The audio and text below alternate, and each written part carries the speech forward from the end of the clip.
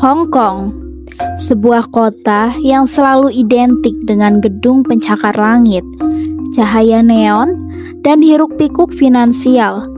Dari luar, kota ini terlihat glamor, modern, dan jadi simbol kemajuan Asia. Tapi, ada satu sisi lain yang jarang diperlihatkan. Sebuah sisi gelap yang tersembunyi di balik dinding-dinding beton tinggi itu. Di balik gemerlap lampu kota, ada ribuan orang yang setiap malam tidur di ruangan seukuran peti mati. Ada keluarga yang hanya bisa berdesakan di kamar kecil tanpa jendela. Hari ini, kita akan menyingkap realita pahit tentang rumah di Hong Kong. Sebuah kota yang penuh kejayaan, tapi juga penuh penderitaan bagi mereka yang sekedar ingin punya tempat tinggal. Pertama, mari kita bicara soal harga. Hong Kong sudah bertahun-tahun menduduki peringkat kota dengan harga properti termahal di dunia. Untuk membeli apartemen kecil, luasnya hanya 30 meter persegi, kamu bisa butuh uang belasan miliar rupiah. Bagi orang Hong Kong biasa yang hanya berpenghasilan rata-rata, membeli rumah adalah mimpi yang nyaris mustahil. Bahkan, bekerja keras seumur hidup pun belum tentu bisa membelinya. Akibatnya, banyak orang memilih menyewa. Tapi, harga sewanya juga tidak kalah gila.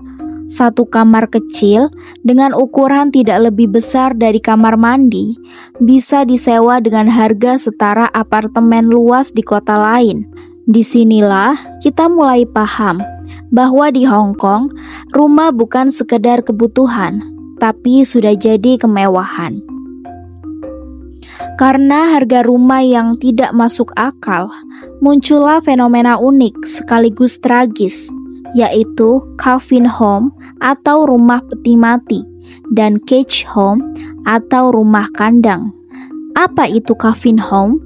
Bayangkan sebuah ruangan kecil, panjangnya hanya sekitar 2 meter, lebarnya 1 meter, pas untuk tidur, tapi kamu bahkan tidak bisa berdiri di dalamnya.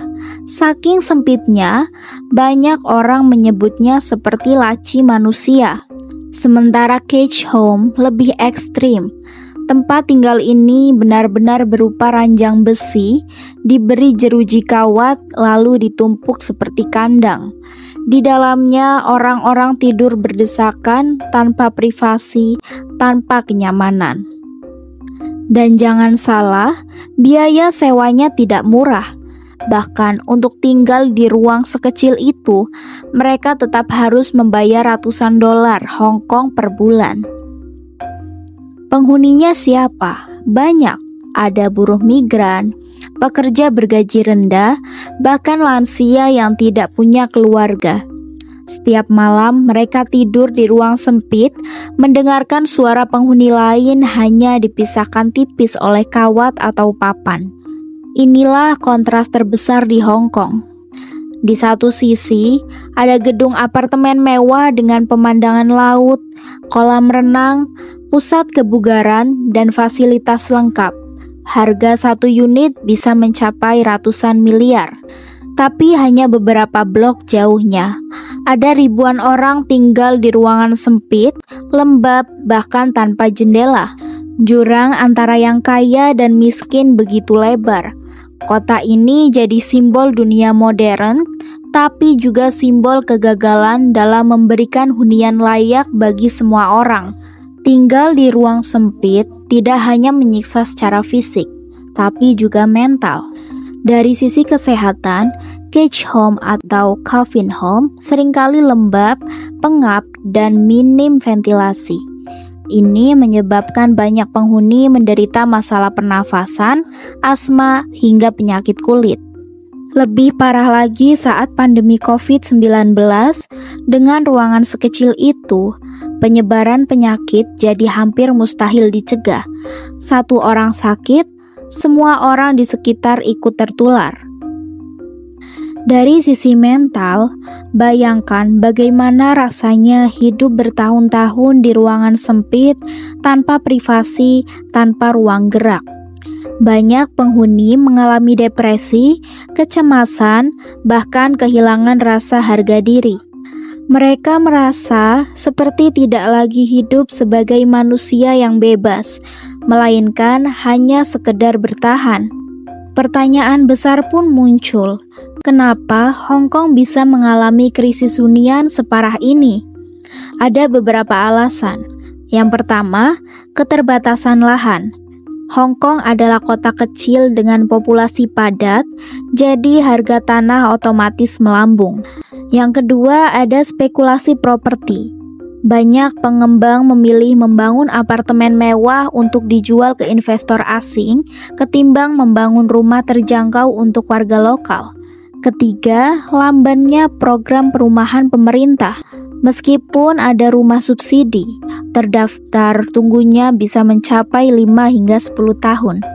Bayangkan, kamu mendaftar sekarang baru bisa mendapatkan unit setelah 1 dekade. Dan selama menunggu itu, pilihanmu hanya satu, tinggal di ruang sewa sempit, entah di rumah peti mati atau di rumah kandang. Tentu saja banyak pihak sudah mencoba mencari solusi. Beberapa LSM melakukan renovasi sederhana untuk membuat Calvin Home sedikit lebih layak. Ada juga proyek perumahan mikro menggunakan kontainer bekas yang diubah menjadi apartemen kecil tapi bersih dan nyaman. Namun, semua ini sifatnya hanya tambal sulam. Selama sistem properti di Hong Kong tidak berubah, selama pengembang lebih mementingkan apartemen mewah, dan selama pemerintah tidak mempercepat pembangunan rumah terjangkau, masalah ini akan terus ada. Generasi muda Hong Kong bahkan sudah punya istilah sendiri, rumah adalah mimpi yang tidak mungkin dicapai. Hong Kong, kota yang penuh kontras. Gedung-gedung megah menjulang ke langit, tapi ribuan orang hidup di ruang sempit seukuran peti mati. Inilah ironi sebuah kota modern. Kemajuan yang gemerlap di satu sisi dan penderitaan yang terabaikan di sisi lain. Pertanyaannya sekarang, seandainya kamu tinggal di Hong Kong, sanggupkah kamu hidup di ruangan kecil tanpa jendela, sementara dari jendela gedung mewah di seberang, orang lain menikmati pemandangan laut yang indah? Karena di Hong Kong, rumah bukan hanya tempat tinggal. Rumah adalah cermin nyata betapa timpangnya dunia ini.